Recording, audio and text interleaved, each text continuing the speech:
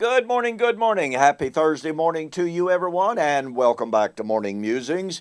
I appreciate you being with me so very, very much. Listen, we are in Matthew chapter 24.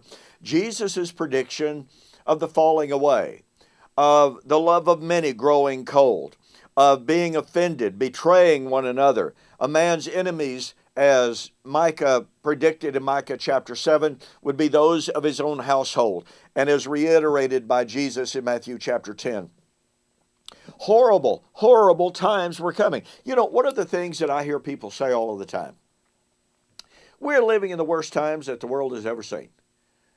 And I say with absolute respect, and meaning no disrespect whatsoever, anyone who says that we are living in the worst times the world has ever seen simply has not studied first century history. You haven't studied ancient history. We're living in absolutely fantastic times. Is there corruption? Yes. Is there immorality? Yes. Is there dishonesty? Yes. No one's denying that. But that we live in a world that is exponentially better than it was in the first century is beyond any dispute whatsoever.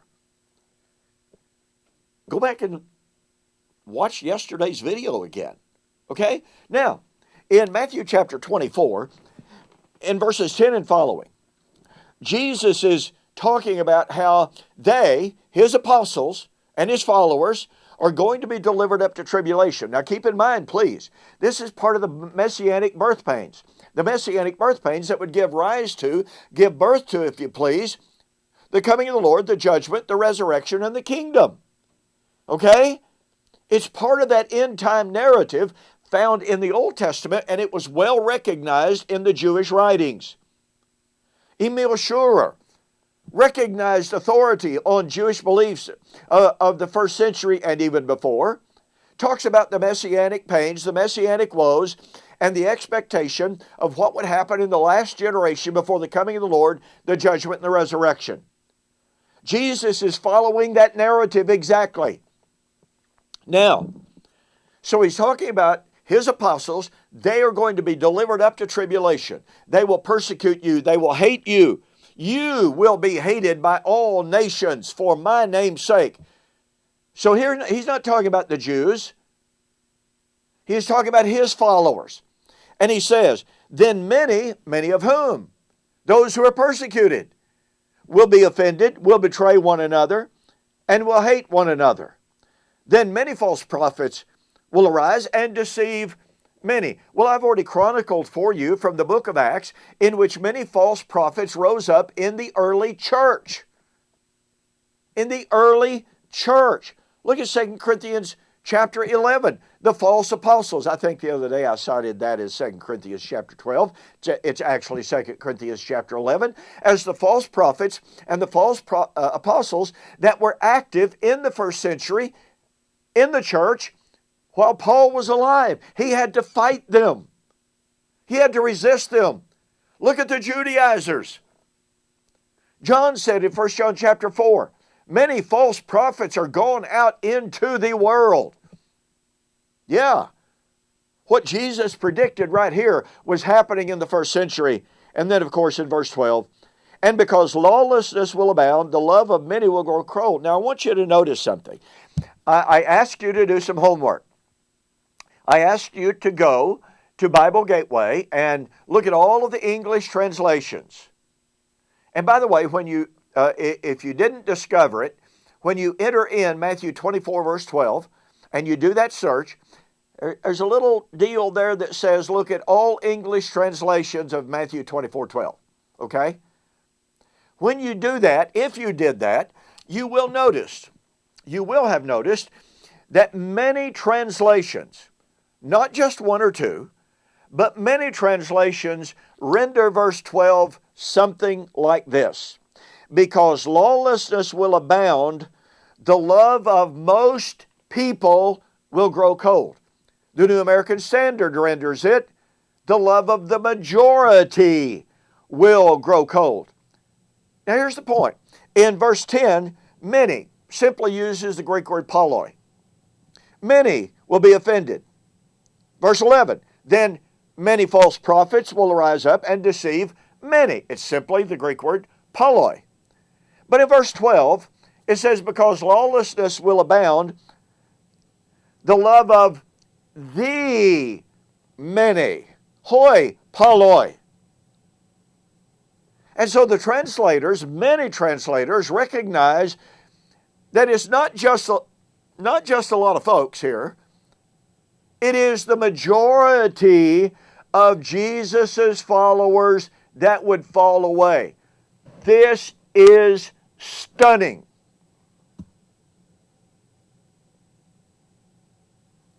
I don't know if you've ever thought about that or not, but when I very first saw this and looked at the different translations, I was challenged.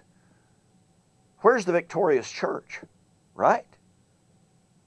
How can the church be deemed as victorious in the book of Revelation if Jesus said that very first century would experience the apostasy of most believers? Not only that, when you look at Luke chapter 18, Jesus once again is talking to his own apostles, telling them the very same thing he tells them here in Matthew chapter 24, persecution was coming. They ought always to pray. Why? Well, because persecution is coming. And so he told the parable of the importunate widow, the persistent widow who kept going to a judge saying, avenge me on my adversary. And the judge finally he just at his wit's end and says, well, I don't fear God or man, but because this woman continually comes and continually harasses me, I will grant her her wish. And the Lord says, will not God avenge his elect who cry out to him day and night? Well, who are the elect crying out? They are the martyrs of Revelation chapter 6. I saw under the altar the souls of those who had been beheaded for the word of God and for the testimony which they held, crying out, how long, O Lord, do you not avenge us on those who are on the earth? And white robes were given unto them, and they were told to rest for a little while until their fellow brethren and saints who should be slain as they were should be fulfilled. When did Jesus say that the measure of suffering would be fulfilled? In the first century, in the martyrdom of his apostles and prophets. In Luke 18, Jesus said, will not God avenge his saints who cry out to him day and night? Yea, verily I say unto you, he will avenge them speedily. Now, he uses an interesting Greek term here, entokai. Entokai is only used about 7 times, if count remembers. It never, let me emphasize this, it never emphasizes rapidity as opposed to imminence. I'm absolutely amazed at the desperate efforts to destroy the language of imminence by the opponents of covenant eschatology. And they say, well, when God promised to avenge them, he wasn't saying when he was going to do it. He was just saying, oh, when he finally gets around to it, maybe 1,000,000 years from now, but hey, who cares? No. He will avenge them speedily, and that means shortly, soon. It was at hand. But notice what he says. Nevertheless, when the Son of Man comes to do what? To avenge the elect, to avenge the martyrs. Now, wait a minute. When did Jesus say all of the blood of all the martyrs all the way back to creation would be avenged? In his generation. When the Son of Man comes, oh, this is powerful. Will he even find faith on the earth, on the land, if you please? Folks, do you catch the power of that? Some years ago, I was having a formal public debate, and in between speeches, I had run to get a drink. And a man met me as I was walking back to the podium, and I had offered an argument on 2 Thessalonians chapter 2, the man of sin and the apostasy. And he came up ever so slightly belligerently And he says, you can't honestly tell me that you believe the great apostasy happened in the first century. He said, that's the Roman Catholic Church. Well, I pointed out several things to him very quickly, but I said, well, let me ask you a question. Do you believe that in Matthew chapter 24, verses 4 to 34, 5 or 6, refers to the events leading up to the fall of Jerusalem in AD 70? And he kind of thought for a minute, had to kind of gather his mind about that, and he finally said, well, yeah, I believe that. I said, okay, then let's go to Matthew 24 and verse 12. And I happen to have a New American Standard Version with me. And I said, would you read that for me, please? And he read it. The love of the majority will grow cold. He was literally stunned, did not know what to say.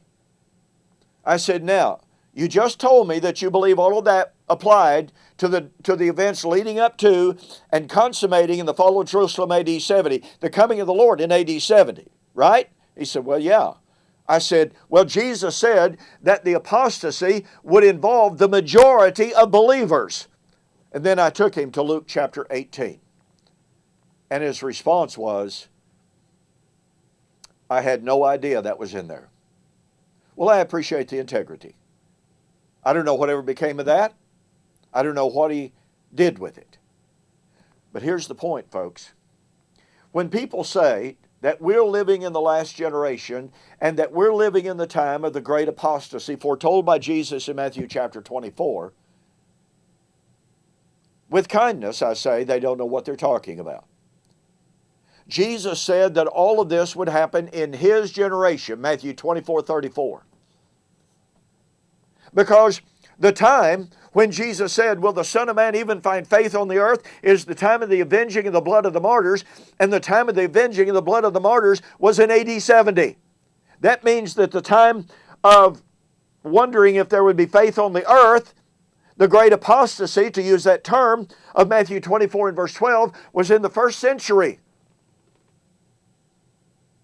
And if the apostasy of Matthew 24, if the apostasy of 2 Thessalonians chapter 2, about which we will have more to say next week, if that occurred in the first century, then that means that the coming of the Lord to destroy the man of sin, the coming of the Lord for the gathering, which is the resurrection, was in the first century. So if the great apostasy, again to use that term, if the apostasy of Matthew chapter 24 and verse 12 and Luke chapter 18, 6 to 8 occurred in the first century, you cannot divide the Olivet Discourse. You can't do it because it's the coming of the Son of Man at the time of the resurrection, the time of the avenging of the martyrs, the time of the destruction of the man of sin, and the time of the resurrection. You see the power of that? It is incredible. Okay, hey, don't forget tomorrow we'll continue our discussion and refutation of Sam Frost's book, the Parousia of the Son of Man. We're going to look again at Sam Frost's statement that Abraham and all the worthies were in heaven when they died prior to the death of Jesus. It seems that Mr. Frost took umbrage at my refutation and claim. So I'm going to go back over that, going to add some more to it. You don't want to miss that. So I'll see you on the flip side.